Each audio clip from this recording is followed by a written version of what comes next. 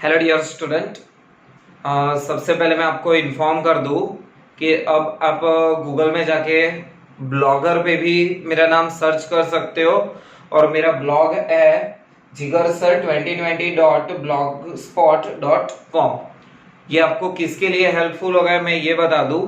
मैं जो भी ये बोर्ड वर्क कर रहा हूं उसका डिटेल में एक्सप्लेनेशन इन शॉर्ट, जो आपको एग्जाम में क्वेश्चन आता है उस क्वेश्चन को आपको कैसे हैंडल करना है, कैसे राइट डाउन करना है, वो पूरी तरह से वहां पे लिखा होगा। उसको आप इजीली वहां से कॉपी पेस्ट भी कर सकते हो। तो ये आपको एक फायदा हो जाएगा कि बोर्ड जो मैंने यहाँ पे लिखा हुआ है वो आपको लिखने की भी जरूरत नहीं होगी। आप यहाँ से इसी अंडरस्टैंडिंग भी कर लोगे। और दूसरी एक बात, वो जो नोट्स होगी वो नोट्स के आखिर में ये आपके पास वीडियो भी मिल जाएगा, तो वहां पे आप दोबारा अगर अंडरस्टैंड करना चाहते हो तो वहां से आप दोबारा वीडियो भी देख सकते हो। तो आज का सेशन स्टार्ट करते हैं। हमारा सेक्शन जो आज का रहेगा सेक्शन 141 और सेक्शन 142। आज के लेक्चर में हम दो सेक्शन कवर करेंगे जो कंपनीज एक्ट की तरह बहुत इंपॉर्टेंट है, 141 और 142। पहले देखते हैं सेक्शन 141 में क्या बोला है। मेरी अगर कंपनी है तो मैं मेरी कंपनी में किसको ऑडिटर की तरह रख सकता हूं और किसको नहीं रख सकता है, ये हमको बताएगा सेक्शन 141। मतलब 141 में क्या आएगा, हमारे पास दो पार्ट हो जाएंगे यहाँ पे, एक क्वालिफिकेशन ऑफ ऑडिटर और डिसक्वालिफिकेशन ऑफ ऑडिटर। क्वालिफिकेशन मतलब मेरी कंपनी में कौन ऑडिटर हो सकता है। तो सबसे पहले सपोज मेरी एक कंपनी है जिगर प्राइवेट लिमिटेड, जो कंपनी है वो कंपनी में मैं किसी बंदे को वहां पे ऑडिटर की तरह पे रखना चाहता हूं, पर अगर मैं उसे ऑडिटर जो रखता हूं तो उसके पास से चार्टर्ड अकाउंटेंट की डिग्री होनी चाहिए, तो ही मैं उसको मेरी कंपनी में ऑडिटर की तरह पे रख सकता हूं, नहीं तो मैं ऑडिटर नहीं रख पाऊंगा। दूसरा यहाँ पे आएगा पार्टनरशिप फर्म। मेरी कंपनी है, मेरी कंपनी में किसी फर्म को ऑडिटर्स की तरह पे रखना है, तो यहाँ पे एक इंपॉर्टेंट नोट याद रखना, पार्टनरशिप मतलब एक सिंगल नहीं होगा, कोई 2 3 4 5 अलग अलग लोग मिलके एक पार्टनरशिप बनाते होंगे। तो ऐसा भी नहीं है कि हर एक जो भी पार्टनर है वो चार्टर्ड अकाउंटेंट है, पर हमारे पास जिस फर्म में मेजॉरिटी पार्टनर चार्टर्ड अकाउंटेंट होंगे वही फर्म ऑडिट के लिए एप्लीकेबल होगी, नहीं तो दूसरी फर्म एप्लीकेबल होगी नहीं।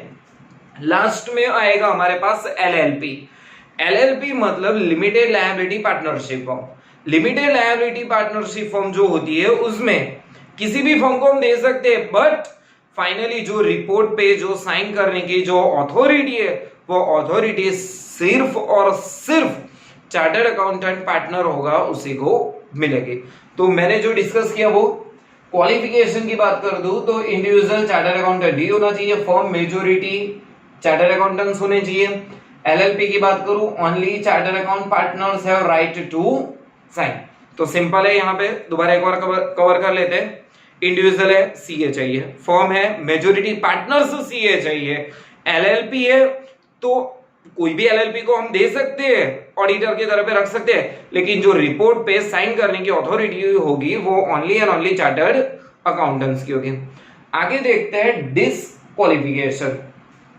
डिसक्वालिफिकेशन मतलब कौन मेरी कंपनी में चार्टर्ड अकाउंटेंट हो ना हो तो भी कभी कभी वो किसी कारण के सर मेरी कंपनी में काम नहीं कर सकता, तो वहां पे उसके अलग अलग पॉइंट मैं आपको बता देता हूं। सबसे पहला point body corporate. Body corporate मतलब कोई कंपनी है, उस कंपनी को मैं ऑडिटर की तरह पे नहीं रख सकता। सर इसका कोई क्वेश्चन मार्क मैं रखूं यहाँ पे, तो क्यों नहीं रख सकते, क्योंकि आपने कभी सुना होगा या ऑडिट में पढ़ा होगा, ऑडिटर्स की लायबिलिटी जो होती है वो अनलिमिटेड होती है, जो बॉडी कॉर्पोरेट में पॉसिबल नहीं है एक्सेप्ट एलएलपी। वो हमने देखा कि एलएलपी एलिजिबल है, क्योंकि बॉडी कॉर्पोरेट में जो होता है वो लिमिटेड लायबिलिटी होती है और ऑडिटर्स की लायबिलिटी देखी जाए तो हमारे पास अनलिमिटेड लायबिलिटी होगी। कभी वो कोई फ्रॉड या पेनल्टी पे उस पे आए तो अनलिमिटेड लायबिलिटी होगी, तो इसकी वजह से हम बॉडी कॉर्पोरेट को डिस्क्वालीफाई करते हैं कि वो ऑडिट नहीं कर सकता। ऑफिसर और एम्प्लॉय ऑफ कंपनी, ऑब्वियसली यार बट नेचुरल, मेरी कंपनी है, मेरी कंपनी के एम्प्लॉय और ऑफिसर मेरी कंपनी में चार्टर्ड अकाउंटेंट तो नहीं हो सकते, क्यों सर नहीं हो सकते? अगर होंगे तो ऑब्वियसली वो मेरे और मेरे कंपनी के बेनिफिट के बारे में ही सोचेंगे, तो इसकी वजह से उन लोगों को भी यहां से डिस्क्वालीफाई कर दिया गया है। A person who is a partner और who is a employment of officer, मतलब देखो अब यहाँ पे डिस्क्वालिफिकेशन को एक दूसरी तरह से बोल सकते हैं पनौती। मतलब एक को पनौती लगी तो वो जिसके भी साथ अटैचमेंट होगा ना उस सबको पनौती लगेगी। मतलब क्या सर? मेरी कंपनी में कोई ऑफिसर है, वो काम कर रहा है मेरे वहां पे, चलो वो तो देख लिया कि वो चार्टर्ड अकाउंटेंट हमारी कंपनी में ऑडिटर की भूमिका नहीं कर सकता, बट वो अगर कोई दूसरी पार्टनरशिप फर्म भी चला रहा है तो वो पार्टनरशिप फर्म, वो पार्टनर भी मेरे वहां पे, उसको मैं चार्टर्ड अकाउंटेंट के और ऑडिटर्स के तौर पे मैं यहाँ पे काउंट नहीं करूंगा उसको। उसके बाद आएगा पर्सन, रिलेटिव और पार्टनर्स। मतलब कंपनी में कोई भी पर्सन हो या कंपनी के बाहर का पर्सन हो, कंपनी के ऑफिसर या कोई रिलेटिव हो, कोई भी पर्सन हो, पार्टनर हो, उसमें 3 पार्ट किए गए हैं। अगर किसी पर्सन के पास से 1 लाख फेस वैल्यू से ज्यादा इक्विटी शेयर और किसी टाइप की कंपनी के शेयर पड़े हैं, वही कंपनी, उसकी सब्सिडरी कंपनी या उसकी होल्डिंग कंपनी, तो वो बंदा हमारी कंपनी में ऑडिट नहीं कर पाएगा यहाँ पे। तो having investment greater than ₹1 lakh. दूसरा पॉइंट देखेंगे तो डेब्ट ग्रेटर देन ₹5 लाख। अगर उस बंदे ने जो हमारी कंपनी में 5 से ज्यादा लाख कंपनी को दिए, मतलब कंपनी जिसको डेटर्स की तरह पे लिख रही है, वो बंदा भी यहाँ पे ऑडिट नहीं कर सकता। और तीसरी बात, कभी आपने देखा होगा कि लोन लेने जाए तो वहां पे गारंटी की सिग्नेचर चाहिए। अगर कोई पर्सन ने 1 लाख से ऊपर से ज्यादा कंपनी को गारंटी प्रोवाइड की है तो वो भी हमारी कंपनी में ऑडिट नहीं कर सकता। वो चाहे कोई भी पर्सन हो, कंपनी के कोई ऑफिसर्स, एम्प्लॉय का रिलेटिव्स हो या फिर पार्टनर्स हो। Having investment greater than 1 lakh, डेब्ट greater than 5 lakh, guarantee greater than 1 lakh. उसके बाद हम 5th पॉइंट कवर करेंगे, डायरेक्ट और इनडायरेक्ट रिलेशनशिप। अगर मेरी कंपनी और किसी और पर्सन या कोई कंपनी के साथ हमारा डायरेक्ट और इनडायरेक्ट बिजनेस रिलेशन है, कोई पर्सन के साथ, सपोज मैं उसके पास से कुछ परचेस कर रहा हूं, कुछ सोल्ड कर रहा हूं, डायरेक्ट और इनडायरेक्ट अगर बिजनेस रिलेशन है तो वो भी मेरी कंपनी में ऑडिटर्स का काम नहीं कर सकते। मतलब क्या? सिर्फ मेरी कंपनी में? तो सिर्फ मेरी कंपनी में नहीं, मेरे अटैचमेंट में जो भी कंपनी है वो सारी कंपनी में किसी भी तरह का डायरेक्ट और इनडायरेक्ट रिलेशन उसको नहीं मांगता। मतलब सर, डायरेक्ट और इनडायरेक्ट रिलेशनशिप विद कंपनी, मेरी कंपनी हो गई, मेरी सब्सिडरी कंपनी हो गई, होल्डिंग कंपनी हो गई, एसोसिएट कंपनी हो गई, और फिलो सब्सिडरी कंपनी। मतलब कोई भी मेरे रिलेटेड, मेरे अटैच में कोई भी कंपनी है और मेरी कोई भी कंपनी में अगर डायरेक्ट और इनडायरेक्ट रिलेशनशिप हुआ बिजनेस के रिलेटेड, तो वो बंदा, वो फर्म, वो LLP मेरी कंपनी में ऑडिटर्स नहीं हो सकता। उसके बाद रिलेटिव ऑफ डायरेक्टर ऑफ और KMP, कंपनी के जो डायरेक्टर है और की मैन पर्सन है, मतलब जो टॉप लेवल पे है, उसका कोई रिलेटिव भी हमारी कंपनी में काम नहीं कर सकता। ऑब्वियसली अगर वो काम करेगा तो पर्सनली आ जाएगा वहां पे, और कंपनी के जो फ्रॉड एरर्स वो जो होते हैं वो कंपनी की बेनिफिट से नहीं सोचेगा, वो अपने रिलेटिव की साइड से सोचेगा। तो रिलेटिव ऑफ डायरेक्टर और KMP की मैन पर्सन, उसको भी हम ऑडिट पे नहीं रख सकते। If he work more than 20 companies, मतलब मेरी कंपनी में कोई ऑडिटर आया है और वो ऑडिटर ऑलरेडी 20 कंपनी में काम कर रहा है, तो उसको मैं मेरी कंपनी में काम नहीं दे सकता। ये क्यों रखा है? एक लिमिट रखी है, चार्टर्ड अकाउंटेंट सिर्फ 20 कंपनी में ही काम कर सकता है, पर ऐसा नहीं है कि 20 कंपनी, कुछ क्राइटेरिया रखा है। अगर वो सिंगल पर्सन कंपनी है, स्मॉल कंपनी है, उसकी पेड अप कैपिटल 100 करोड़ से कम है, डोरमेंट कंपनी है, तो वो कंपनी को हम यहाँ पे काउंट नहीं करेंगे। मतलब जो जायंट, जो बिग कंपनी है, अगर ऐसी उसके पास 20 कंपनी है तो वो उससे ज्यादा डिस्क्वालीफाई हो जाएगा, मतलब वो बंदा हमारी कंपनी में काम नहीं कर पाएगा।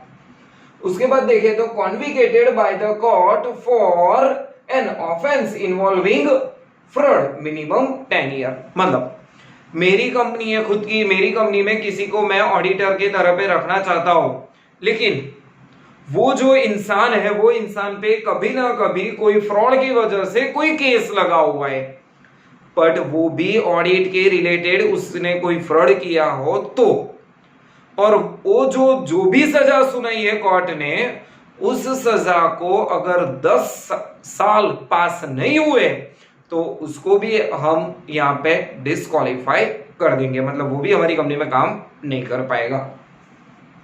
प्रोवाइडिंग सर्विस मेंशन सेक्शन 144 हम देखेंगे नेक्स्ट, उसके बाद के लेक्चर में। सेक्शन 144 क्या है, मतलब आपको कुछ यहाँ पे हिंट दे दूं, कंसल्टेंसी की सर्विस है, वेल्थ मैनेजमेंट की सर्विस है। सपोज कोई कंसल्टेंसी है, उसके पास है मैं वेल्थ मैनेजमेंट इन्वेस्टमेंट रिलेटेड कुछ कंसल्टेंसी कर रहा हूं, तो वो भी फर्म मेरी तरफ से ऑडिटर के लिए डिस्क्वालीफाई हो जाएगी यहाँ पे। तो ये आपका इजीली एक सेक्शन था, सेक्शन 141, जिसमें क्वालिफिकेशन हमने 3 देखी, डिस्क्वालिफिकेशन के अलग अलग पार्ट देखे तो उसको 9 पार्ट में मैंने यहाँ पे डिवाइड किया हुआ है। उसके बाद आएगा सेक्शन 142। तो सेक्शन 142 क्या बोलता है? सेक्शन 142 वही बोलता है जो रेम्यूनरेशन देने का है, मतलब चार्टर्ड अकाउंटेंट इतना बड़ा हो के भाई ऑडिट करता है और क्या मुफ्त में थोड़ी सेवा करेगा, तो उस चार्टर्ड अकाउंटेंट को उसके लिए पैसे देने पड़ेंगे, रेम्यूनरेशन पेमेंट करना पड़ेगा। तो क्वेश्चन मार्क आएगा कि सर रेम्यूनरेशन डिसाइड कौन करेगा? अगर फर्स्ट ऑडिटर है, हमको पता है first auditor board of director भी अपॉइंट कर सकता है, कभी कभी CNAG भी अपॉइंट कर सकता है, कभी कभी शेयर होल्डर्स की भी बारी आती है। पर अगर ऐसा हो कि फर्स्ट ऑडिटर की अपॉइंटमेंट बोर्ड ऑफ डायरेक्टर ने की, तो उसका रेम्यूनरेशन भी कौन डिसाइड करेगा? Board of director. और अदर ऑडिटर मतलब क्या पता है? सब्सिक्वेंट ऑडिटर हो सकता है, अगर कोई कैजुअल वैकेंसी के लिए अगर कोई ऑडिटर अपॉइंटमेंट किया, अगर वो बोर्ड ऑफ डायरेक्टर ने किया, CNAG ने किया या फिर शेयर होल्डर ने किया, अरे जिसने भी किया हो, सब्सिक्वेंट ऑडिटर कैजुअल वैकेंसी किसी ने भी फिल किया हो, तो वहां पे कौन डिसाइड करेगा रेम्यूनरेशन? तो क्या only and only share holders. तो यहाँ पे सिर्फ एक छोटा सा सेक्शन है, section 142 remuneration of auditor. 2 points यहाँ पे याद रखनी है। फर्स्ट ऑडिटर का अपॉइंटमेंट अगर बोर्ड ऑफ डायरेक्टर करता है तो board of director he remuneration decide करेगा। सब्सिक्वेंट ऑडिटर और कैजुअल वैकेंसी के appointment board of director, share holder और CNAG करता है, अरे कोई भी करता है, तो उसकी रेम्यूनरेशन डिसाइड कौन करेगा? Share holders.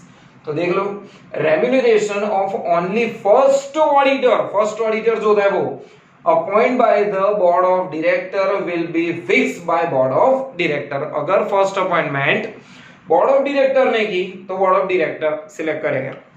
और एवरी अदर ऑडिटर का मतलब भी मैंने आपको क्लीन बोल दिया हुआ है, सब्सिक्वेंट ऑडिटर भी यहाँ पे हो सकता है, और दूसरा बोले तो कैजुअल वैकेंसी। अगर दोनों में से किसी का भी अपॉइंटमेंट कोई भी करे, appoint by the board of director हो, शेयर होल्डर हो और CNAG हो, विल बी फिक्स, पर उसके लिए उसका रेम्यूनरेशन फिक्स कौन करेगा? Share holder. तो आज के लेक्चर में हमने यहाँ पे 2 सेक्शन इंपॉर्टेंट कवर कर लिए। Section 141 qualification disqualification, section 142 remuneration of auditor. और इसके रिलेटेड कोई भी क्वेश्चन अराइज हो तो आप नीचे कमेंट सेक्शन में लिख सकते हो। और दूसरी बात दोबारा मैं आपको बता दूं, ये पूरा मेरे यहाँ पे ब्लॉग में आपको मिल जाएगा। मेरा ब्लॉग jigarsir2020.blogspot.com, वहां पे आपको इसके लिए भी पूरी डिटेल मिल जाएगी, नीचे आपको वहां पे वीडियो भी मिल जाएगा। और फिर भी कोई क्वेरी हो तो ऑब्वियसली कमेंट सेक्शन में आप शो कर सकते हो। All the best.